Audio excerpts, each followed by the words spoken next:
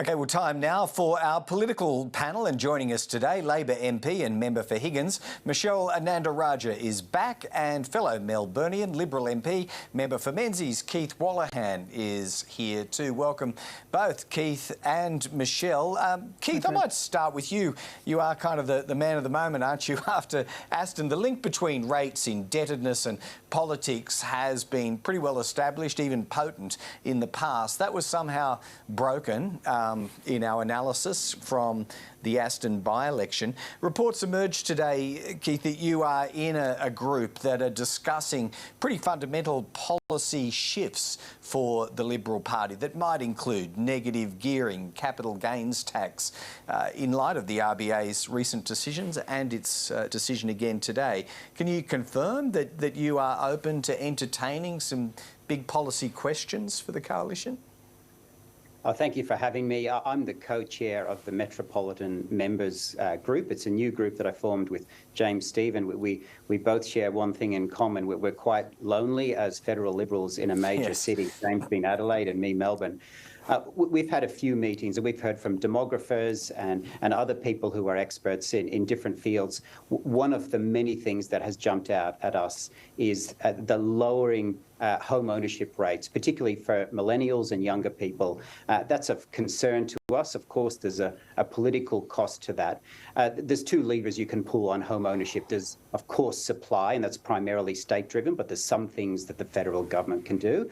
But there is also the mix of renters and people who own homes. And I think we should look at all potential levers. I'm not going to announce policy on the run here, but I think everything should be on the table, not only for electoral reasons, but I think for a better society where more people can own things. No, understood. And Michelle Ananda-Rajah, I don't necessarily want you to run commentary on Liberal Party processes there, but if Liberal MPs were bold enough to examine things that had kind of been considered off limits before, would you be open to Labor just joining some of those discussions?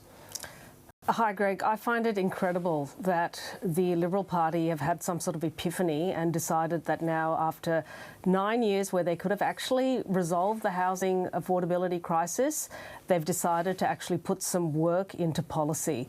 I welcome it, frankly, but here's the thing. We have got a housing affordability crisis. We have an entire generation who are locked out of the housing market, and we have women, children, veterans and First Peoples who have fallen through the cracks. And tonight in Australia, 122,000 Australians will be without a home, of which 12% will be children 12 years or less.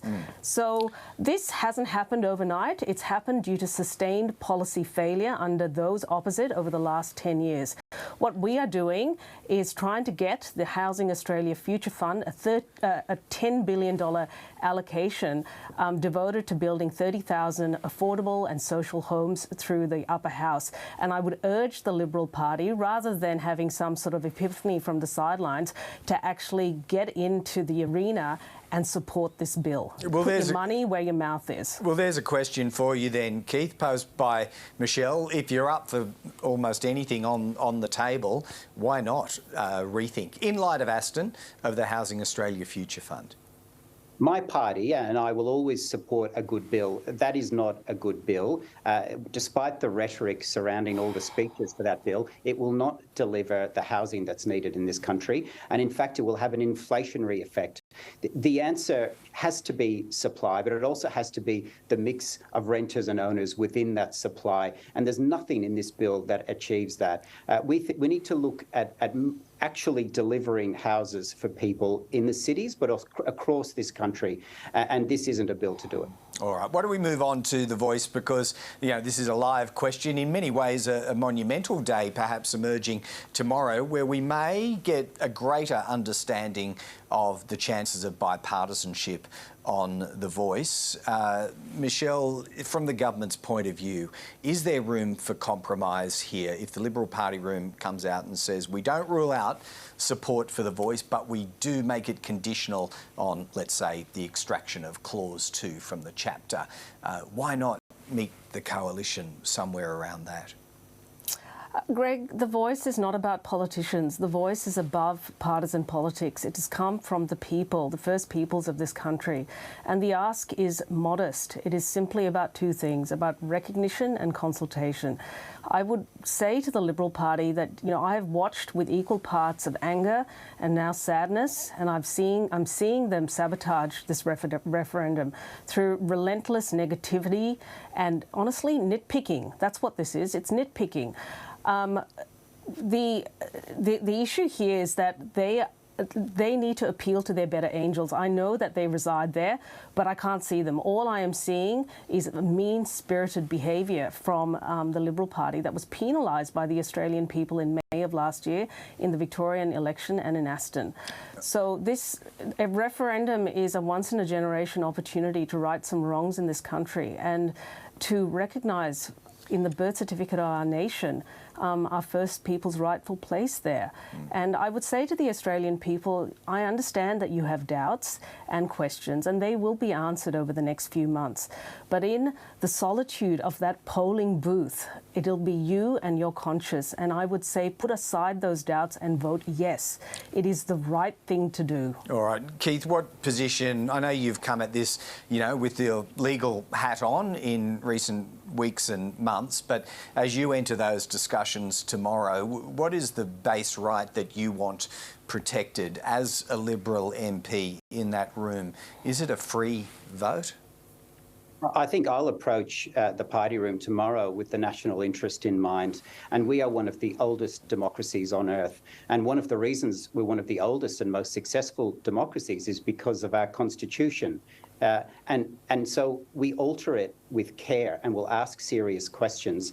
So when questions have been put by Peter Dutton and questions have been put by other people, that's not seeking to undermine the purpose behind the referendum. It's seeking to make sure we understand what it is we're asking Australians to do. And in order to have a proper and free vote, we need to be fully informed. And this is a very serious thing. So I'm the Deputy Chair of the Joint Select Committee. We will be asking those questions in the coming weeks. And I hope the government has an open mind about properly assessing constitutional risk, because that is something we should not build into this. And it's not a modest proposal. That's why Julian proposed Section 2 be removed. That is quite a radical proposal that many people didn't accept, and including those who are well-known yes campaigners like Professor Craven. Yeah, I will go back to Michelle in a moment for a final word on this, Keith. But just on the process, for those of us who wonder, where does tomorrow's meeting fit in to the very committee process of which you are a senior member? How do these two fit together tomorrow? Does the Liberal Party room make a decision before you've even sunk your teeth into that project? It's a good question, and I don't want to preempt what will happen in the party room tomorrow. It's a very important process. But the Labor Party has established its position, but I hope they have an open mind to revisit that.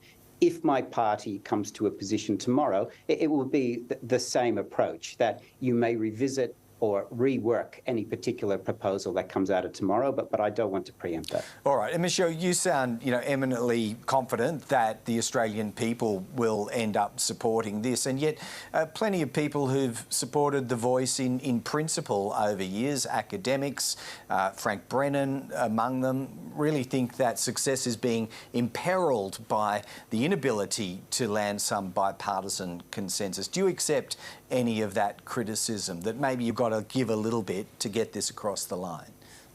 Again, this is not being... We are simply, as a government, the conduit for our First People's voices. This is what they put to the Australian people in the Uluru Statement of the Heart in 2017. But in fact, the gun was fired by John Howard in 1999. This process has been going on for 24 years. And if you go even further back, it was Menzies who agreed to the 1967 referendum that was finally completed and delivered by my predecessor, Harold Holt, the former member for Higgins and a Liberal Prime Minister. I would say to the Liberal Party, return to your roots and understand your history. There is a long history in this country of bipartisan support for constitutional recognition of our First Nations people. And here we have an opportunity to actually deliver that.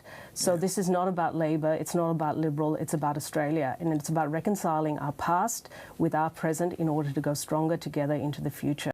Yeah, and I think your remarks, both of you, do remind us that tomorrow's discussions are very important, can't be easily dismissed wherever the Liberal Party lands it, because it's an important moment. Thanks to both, Keith Wallahan, Michelle Ananda-Rajah. We'll get both of you back before too long. Thanks so much. Thank you. Thank you, Greg.